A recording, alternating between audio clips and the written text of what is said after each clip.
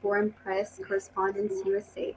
I'm Isabella Soares, an associate reporter for the association, and joining me today is In Jeong Kim. She has worked as an investigative journalist and filmmaker for Gwangju MBC in South Korea for the past decade. She is dedicated to reporting about social movements and has co-directed two documentaries about the Gwangju Uprising and the Candlelight Movement. She unearthed the Platte Memo in 2017, a historically significant memorandum, and surviving audio recordings about the White House response to Gwangju uprising. Her work has received awards from Amnesty International South Korea and the Korean Broadcasters Association. In Jeong is also interested in the arts and print journalism. She is an editorial board member of the photography magazine Rostock, as well as a contributor to magazines like The Nation. She is currently in the documentary track at the UC Berkeley Graduate School of Journalism. Hello, In Jeong, and thank you for joining us. Thank you for having me. Yeah, it's so honored to be here. And how are you? Doing very well, and I'm very excited to speak with you. Me too. Yeah. So yeah. So I think my first question really is I would like to know about your background in journalism. When did you decide to take this career path, and was the documentary filmmaking route your primary, interest from the get-go? Yeah, let me start with my motivation because documentary is not my first love. It's kind of my second love. So my path to this journalism program is a winding road that consists of my passion for underserved stories and my intent on highlighting marginalized voices around the world. So I have been working in this industry for over 11 years. And before joining this industry, I was fascinated with nonfiction books.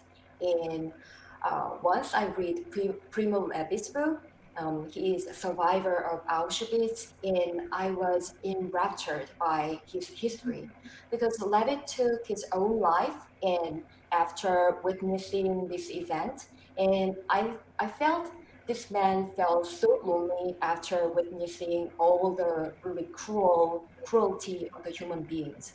So I was inspired to pursue more human narratives and really wanted to be side with whistleblowers and the person who tell the truth. So I was hired as a staff TV news reporter 11 years ago by a public broadcasting station in South Korea. And my primary responsibility were researching and interviewing, yeah, mainly interviewing and analyzing data. And the objectivity of my research was produce a 2-minute news segment at the end of each day for the daily news show. I really, really love this job because I can interview with people and I can hear their stories. But I really wanted to find more solution for the problems. But 2 minute stories is too short for that. So many times I really looking for some conclusion and closure for them, but I found this is very frustrating because I was unable to thoroughly follow one story wholeheartedly. And due to this frustration, I think there was a great part of this frustration because one of my coworkers and I decided to produce a documentary about candlelight movement voluntarily, because which was organized by citizens to impeach our former president that was taking place in South Korea in 2016. But at that moment, we don't know the conclusion. We don't know. We have no idea about we can actually impeach our president. So nobody in our news station pursued that story as a documentary.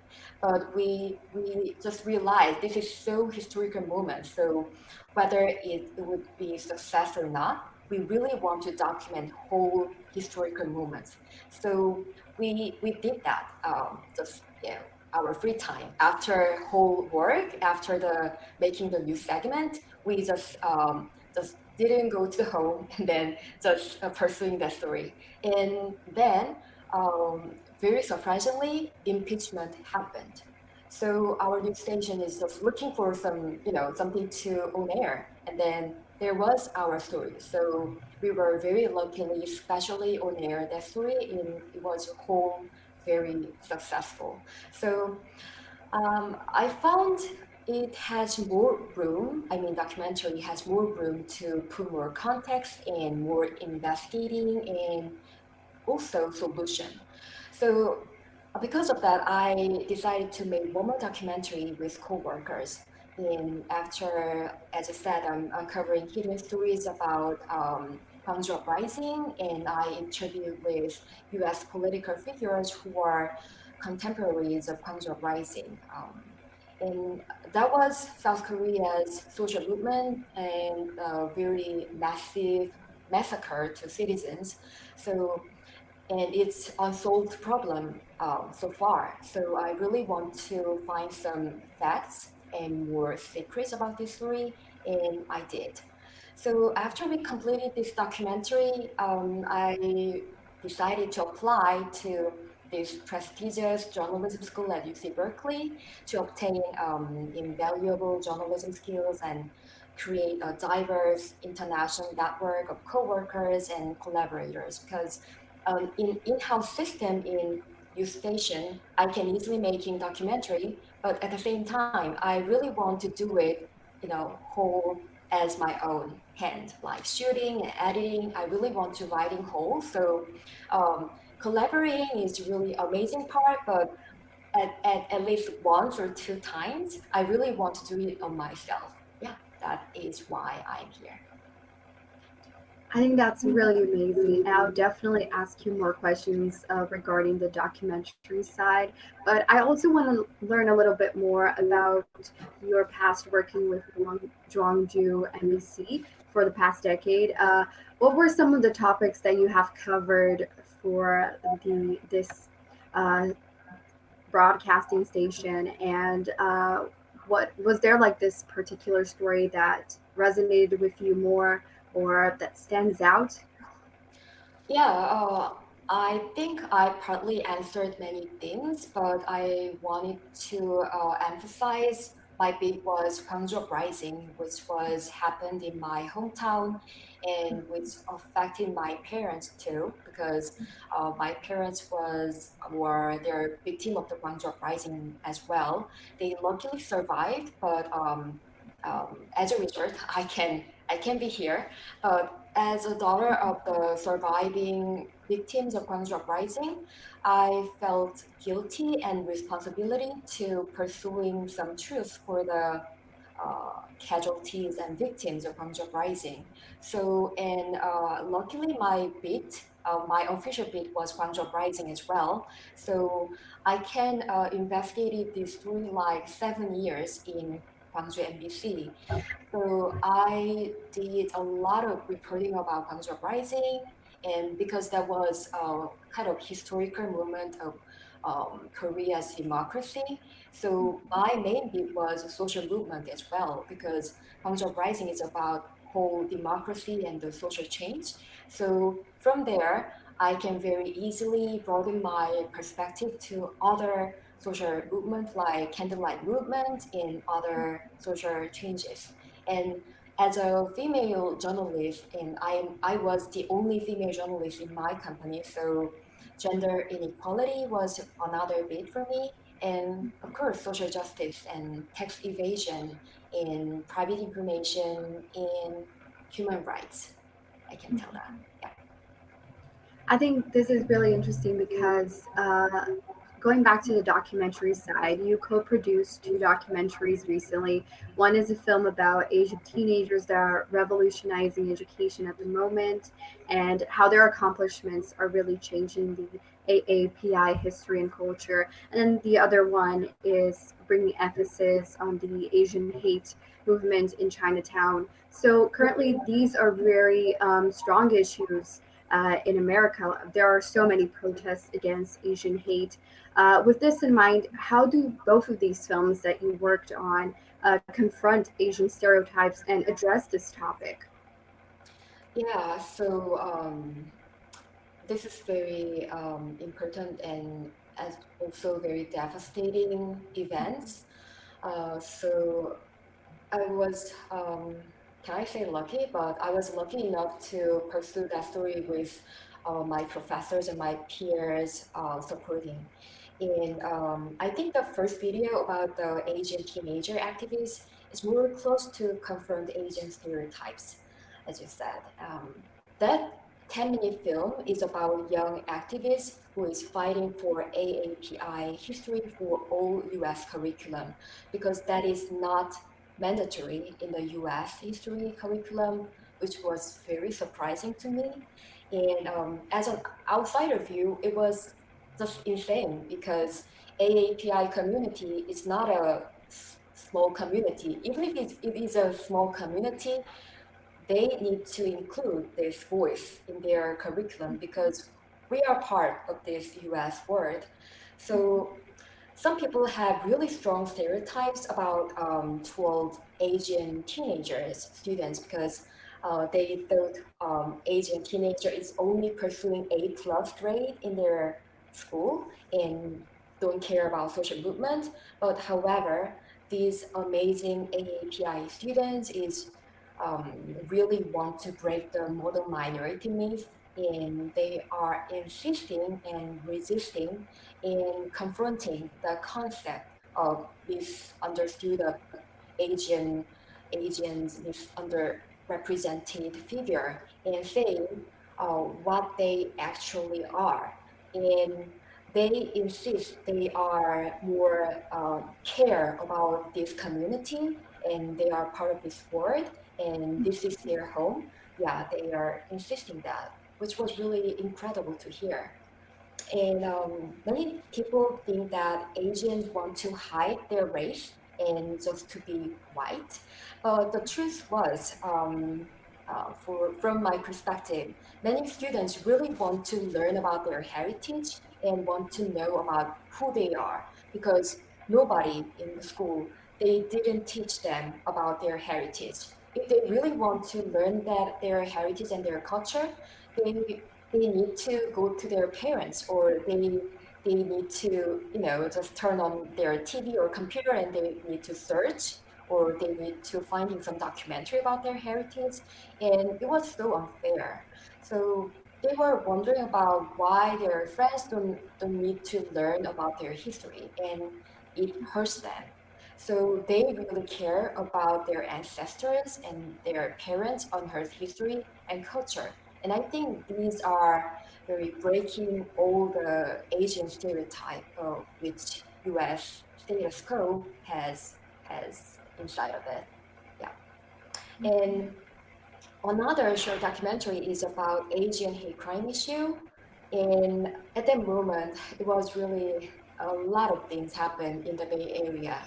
Like in San Francisco and the Oakland, they are very diverse city and a lot of AAPI population living in here. But I don't know you already heard about this story or not, but one of Asian elder, he shoved down to the ground and he just passed away.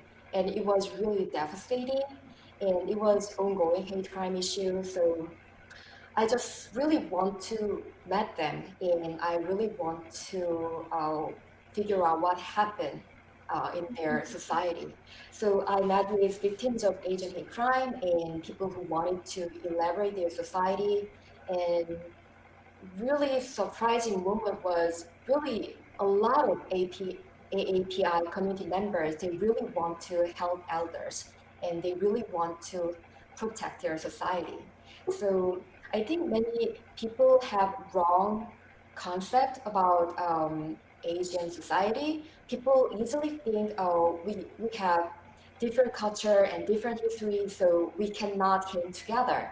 But actually, after the Asian hate crime occurred, many volunteers and many patroller was, just went down to the Chinatown and patrolling day and night, and they helped elders and they helped the child. So it's really, really crucial moment of their society. And I think mm, Asian was, always underrepresented on the media. So I think it's really crunchy time of them. So I think maybe at least one more Asian journalist needs to be there and document this precious moment of them.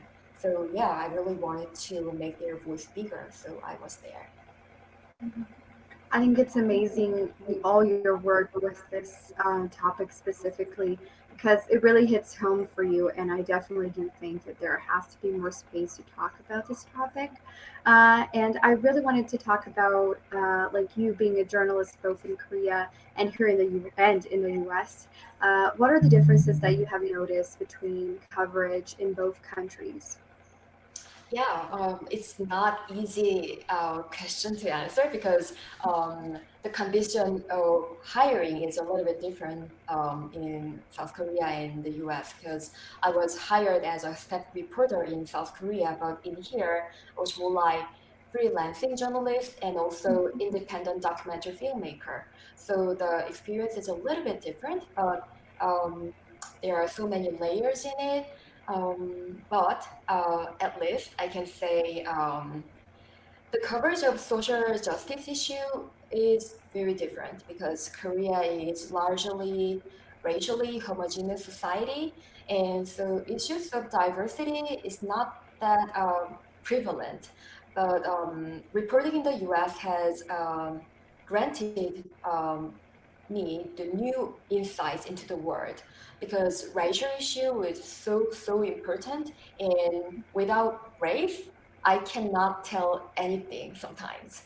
And um, I attended a class of extremism journalism class last semester, and I learned about white supremacy group before the election, and it was really I as I made a self-public account on Facebook, and I just monitoring the white supremacy group on Facebook before they blocked them.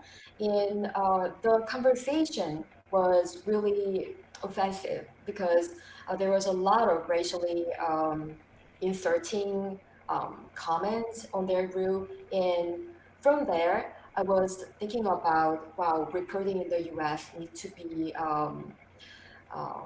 more patience about extremism because it looks like there was lots of going on, and SNS was a tool for extremism. So in here, journalists needs to be make some self-configured account and then faithfully monitoring their all the ongoing conversation, but it was almost impossible. So we cannot monitor whole extremism group because they are hiding themselves a lot. And then when Facebook or Twitter blocked them and they found another secret place to reside. So I was like, oh my God, how we can monitoring or observe or study or research about whole, how can we draw a whole map of this extremism world? So that was one of my very challenging part in here, and I had no idea how I can do properly research about this issue. But yeah, I'm working on about that. And another thing is Korea is really quick changing society.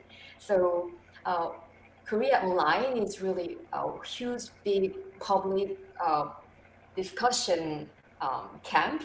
So when we upload or publish our article online, and then the reaction is so fast. So it's like a small New York. So as you know, New York is really fast changing community, and Korea is too. So sometimes we had journalists socially attacked and people online. Sometimes we vote each other, but it has many side effects. But at the same time, it's sometimes it led really amazing conclusion because there was people really care about the media and what we are publishing.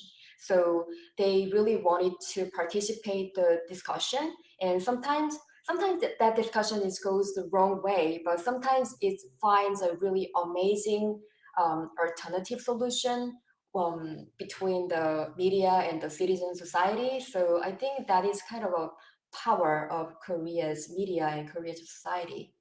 And one thing I really like about the US media is I think there is a huge open space for, oh,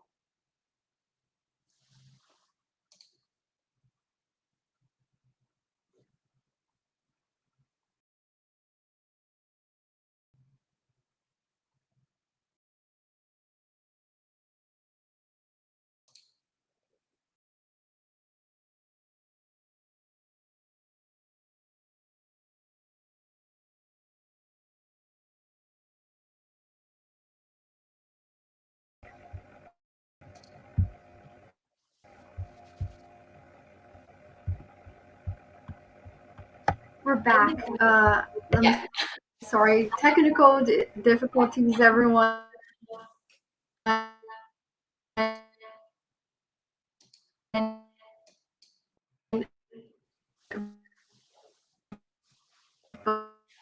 But your conversation. You are a little frozen. I'm so sorry about that. But did you ask me something again? Um, I couldn't hear you, so I think I missed your question. So what was your question again?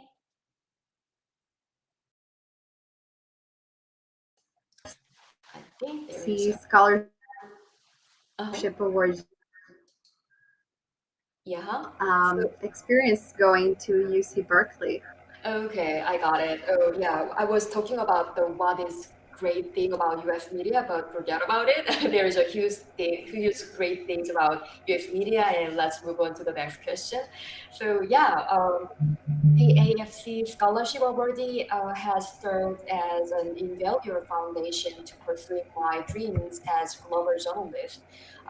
The financial support that AFC awarded me has been an integral piece for the enjoyment of my program. And prior to pursuing this degree, I was a little bit hesitated to proceed due to the financial burden of studying abroad and other expenses because since I need to stop my career, so that means there was no income. And thankfully, this scholarship really alleviate any anxieties and doubts that I once had and allowed me to pursue a career in journalism. And more so, I was grateful for the unwavering support that AFC provided for me as a minority and international student living in the US. I'm sure that without their support, I would not have had such a smooth transition into UC Berkeley and would not have collaborated proactively with my peers and my professors. Um, I think after I got this award, to be honest, I became more beloved student from the school and more recognized because of language barrier. I was like a little bit speechless students, but after I got in this accepted award and I had more confidence inside of me, and then very actively participated to the class, and that makes me more recognizable. I think that is kind of a my in I think there was kind of personal level of breaking the Asian stereotype. You know, Asian students are speechless and unheard, and then I started to talk a lot, so that was personally that was breaking my Asian stereotype, and this award has emboldened me to continue on my purpose of investigating and uplifting unserved stories. Yeah, it was really That's a amazing. Yeah, I think that's so amazing, and you're definitely so great with the whole documentary and filmmaking side. But just the way that you're elevating, Asian voices right now at this present moment, which is, such a strong topic. But it's also something that is part of American history, like you said. So I also want to channel a little bit about your editorial side because you've been a part of this photography publication called Vostok. In your perception, what is the role of photography when telling a story? It's a little bit different from the news media because Obstacle magazine is art photography magazine, so it's a little bit different. But I really want to mention about the photography as a journalism tool in here. As people say, a picture is worth than 1,000 words. In the words that we choose through careful editing and curating, it is part of an ethical process to communicate only the most truthful and meaningful stories. In a sense, a photographer has a greater responsibility to capture precisely what they want to show the world. I think documentary has more context and more room to, show people more things, but photography is very powerfully pick one moment. So because of that, ethical decision is extremely important in here. And with pictures, the user is left to make their own interpretations of what it may mean. So I think it means journalists need to be very careful about photography. Yeah. Yeah. I think, yeah, definitely photography has such a great impact in telling a story. And it's definitely different than the journalism aspect, but it's definitely part of it as well. So, lastly, I wanted to know most of your work has been, targeted to the documentary and filmmaking side. What is your advice for upcoming journalists and foreign correspondents who would probably like to delve into this area? Oh, I'm very honored to answer this question because I'm not sure about am I qualified enough to answer this question. But anyway, the importance of collaboration in documentary is invaluable. I found many friendship and personal connection in collaborating, which is really good to as a newcomer of the US. In this program, I have a language barriers, and I believe my visual storytelling skills is my third language in the US. And without words, we can deliver so many facts and emotions and help people experience emotional journeys with journalism. And if you love documentaries, I encourage you to go and get it. I think it's really hard labor because there is a camera and tripod and so many gears to carry on. But at the same time, shooting and editing is always really amazing and it's not that simple. Interview people and record their precious moments, and interview gives their personal time to us, and then it is important to be appreciative of their time with dignity and care. And I think documentary is has some beautiful elements of human lives because it has sound, interview, music, and visual, and almost everything. So it is really hard to fail in documentary area. So do not be afraid and try and experiment. That is my advice. That's great advice, and I would just like to thank you once again for being part of this conversation hosted by the AFC. It was just amazing talking to you. Yeah, it was really nice to talk to you. Nice to meet you and keep in touch. And thanks for hearing our stories. Thank you. Thank you.